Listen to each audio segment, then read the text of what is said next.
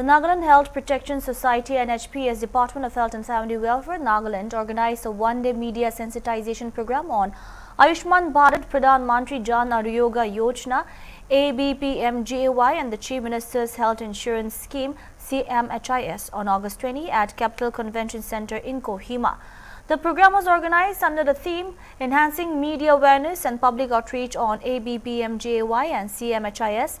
During the program, CEO and HPS Tavaslan K highlighted the importance of deepening the media's understanding of the two state initiatives, ABPMJY and Cmhis.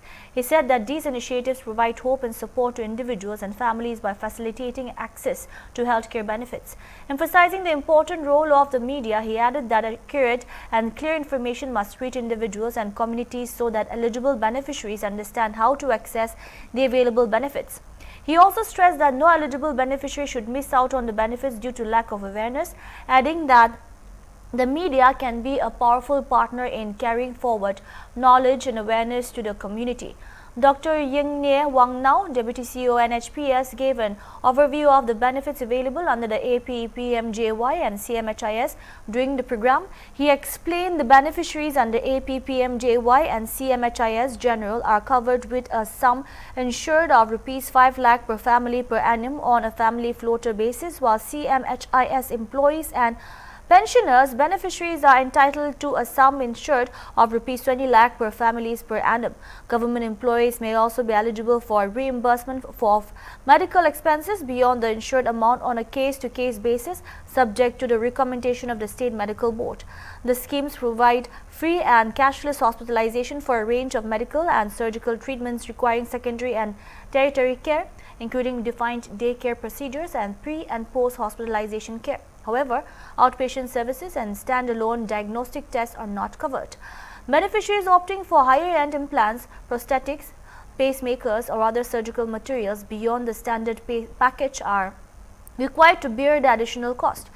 Dr. Wangna also highlighted that Cmhis general beneficiaries are entitled to more than 1,950 medical and surgical packages across 27 major clinical specialities, while Cmhis employees and pensioners provides benefits similar to those available under the central government health scheme, including differential room entitlement based on pay grade. He further explained the empaneled hospital network under the schemes. ABPMJY and Cmhis general beneficiaries can avail treatment at empaneled hospital within Nagaland and across the country, while Cmhis employees and pensioners beneficiaries can avail treatment at empaneled hospitals within and outside the state. He encouraged beneficiaries to verify empaneled hospitals and available treatment packages through the official Cmhis portal before seeking treatment. Speaking on the beneficiary eligibility criteria under ABPMJY Cmhis, Deputy CEO of the National Health Protection Society and HPS, Livitoli Sukalu, said the scheme covers 3 beneficiary categories across the state: ABPMJY, Cmhis Gen and Cmhis EP.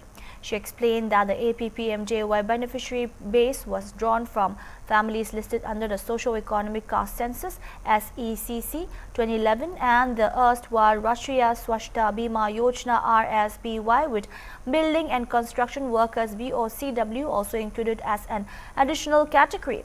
In Nagaland, this puts the initial beneficiary base at 2,59,468 poor and deprived families. On Cmhis Gen, Sukalu said it covers indigenous and permanent residents of the state not already covered under ABPMJY, along with non-dependent family members of Cmhis EP beneficiaries, employees without a PIMS number, and contractual, ad hoc and fixed pay government staff.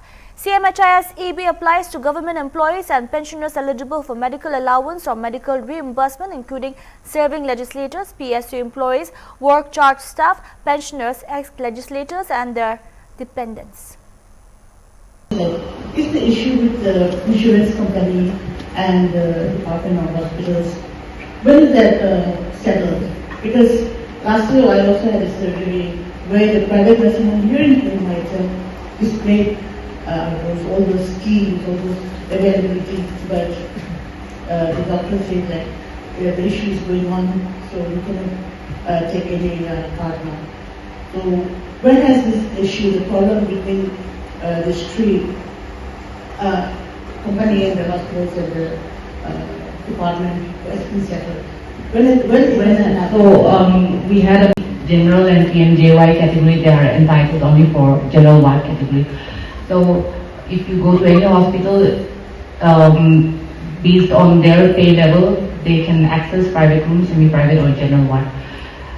We are following CGHS guidelines for this room entitlement as per pay level. So this is exactly as per the central government guidelines for central government employees.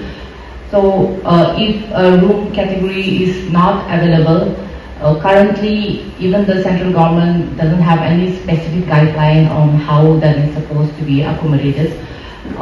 So we also currently do not have a very specific criteria or guideline on if a room category is not available, how to cover that one. But generally, as of now, we have not faced any complaints or grievance that a room category is not available, so that they are not being accommodated. So we have not had any issue of service being denied because of room category not being available.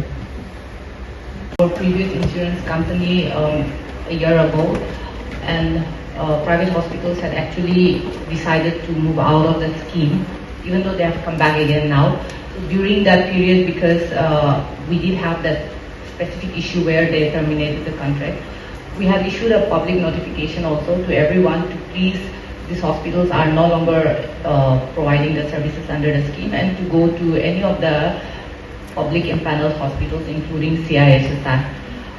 Because if the hospital is not providing services and they have terminated the contract, there is we cannot force a hospital to provide cashless service. That is why we have issued a public notice also to please visit the government hospitals for any emergency treatment during that period. But that I understand. But there are people now, people are poor, people are uneducated. But those hospitals were proudly displaying big banners and seeing those people get into those hospitals. Maybe they're not following some detailed notifications in the website, but they just can't get in and they have lost their money. Can they claim it? But I think the hospital would have said the services are not available under the scheme, right, when they went for treatment. Because generally the initiation of the coverage starts from the moment they are admitted, right?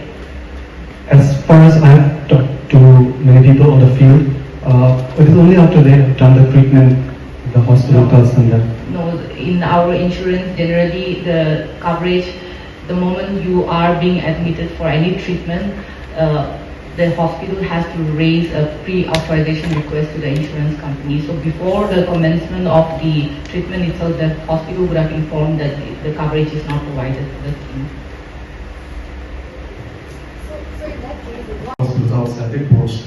So seeing that many patients have gone to these hospitals, or maybe the website details which you just mentioned, people see those big billboards or banners and they get into hospitals. But in that period, maybe for some few months, I'm not naming those hospitals had some issues maybe with the department or the government. They were unable to reimburse, including my father. My father was admitted to private hospital and Pentagon hospital in Dimapur, but he could not get reimbursed, lakhs of rupees. Similarly, there were many cases among my friends and family, many local people which we have interviewed. Now they did not get the reimbursement because maybe for a few months or some issues were going on. But the time has passed. They had the health card, and the hospitals were empaneled. Those same very patients, will they get their money back? Now the time has passed, and I'm talking about lakhs and lakhs of money. Yeah, maybe they had some issue for a short duration, but it's their hard-earned money. So how they get it back now? Well, can you tell us, what are the disease and treatments that falls under this scheme? Because recently I've met with one kidney stone patient, and she was telling me about the problems that she faced, and that very hospitals also already empaneled with the both the schemes. And she was saying that despite she being treated in the very hospital, she did not. They denied the offer. The benefits, they say that this very card cannot be used for this kidney stone treatment and even for the operation. So, can you highlight more on that, please? Thanks for the presentation. I have a few questions. So you mentioned about the number of cards that have been generated under the Cmhis. if I noted it correctly, it is about 2,12,567 cards that have been, oh, that's for the Cmhis card, if I'm not mistaken, sir. Sir, if you can once again provide the data on how many cards have been generated, and under those cards that have been generated, how many beneficiaries have actually claimed. And I wanted to know the statistics of the hospitals that have made the most claims. Hospitals, if you can provide that of the private and public hospitals, also hospitals within the state and outside the state, sir. We cover all disease, all treatment, as long as it's a hospitalized care. So we have the conservative treatment where there is no surgical intervention required there. As long as the patient is hospitalized, we cover all of that. And if there is a surgical intervention required for any surgeries, even though the patient is not hospitalized, even for minor surgeries also we cover that. There are certain daycare procedures that we cover. For example, if you are going for a dialysis or cancer radiation therapy or chemotherapy, we cover all of those. We have given our helpline number, and we are trying to popularize our helpline number as much as possible, so that if any patients they are denied any of the service in any of the empaneled hospitals, they can immediately call us at our toll-free number, so that we can, wherever possible, intervene with the hospital and ensure that their service is not denied at the hospital. So I would again data exactly ready with us. We can give it to you after the session, the number of individuals who have benefited under both PMJY and Cmhis. Similarly, whatever data points that you have requested, for example, the number of hospitals, how many benefits have been availed in every hospital, those we have, but it's with our data analyst. We don't have it ready right now, so we'll share it with you after the session. If you can just give your name and number, or if everyone wants, we can just send it to you across to all of you, the data points that you have requested. Pradhan Mantri Jan Arogya Yojana and the Chief Minister's Health Insurance Scheme. So the Nagaland Health Protection Society essentially runs these two schemes. The ABPMJY, as you're aware, is a central scheme. The state also contributes a part of the premium that